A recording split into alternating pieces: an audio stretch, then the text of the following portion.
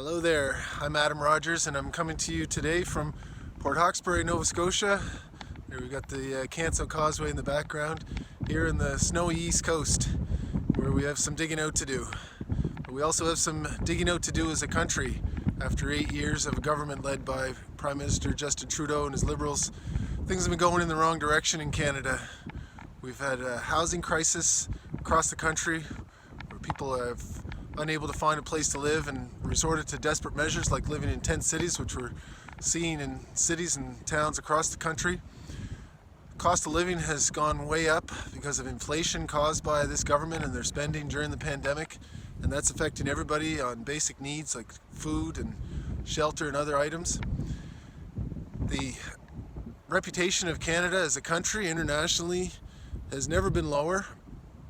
We are marginalized as a country internationally, ignored by our allies, and taken advantage of by our adversaries. And then social cohesion in this country is certainly affected by social media and the pandemic, but this government has been exploiting the differences in Canadians, gender, ethnicity, these other items, trying to divide Canadians instead of uniting us behind our common humanity, as Canadians have always been proud to be. But that can all change. That can all change with your help and under a government led by Pierre Poilievre and the Conservatives. He's looking for change here in Nova Scotia, here in the newly reconfigured riding of Cape Breton, Antigonish.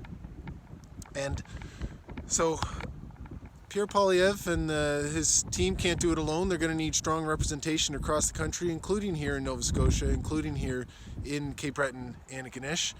And that's what I want to talk about today.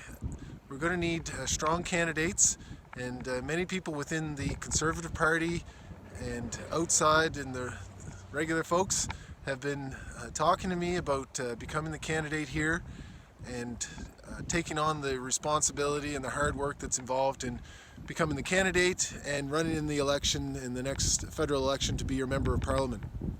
Now, we don't know when that election's going to be. It could be sometime in the next couple of months. It could be in 2025. But whenever that is, it's important that a person be ready. And so I want to get out there, start talking to people, meeting with people in their groups, in their homes, in their communities, and talk about what we need to do in this area and across the country to change the direction of things that have been going wrong. And so I invite you to be part of that change, and if you want to get to know me better, that's easy to do. You can look on adamrogers.ca. You can find me on Twitter at adamrogersns or on Facebook.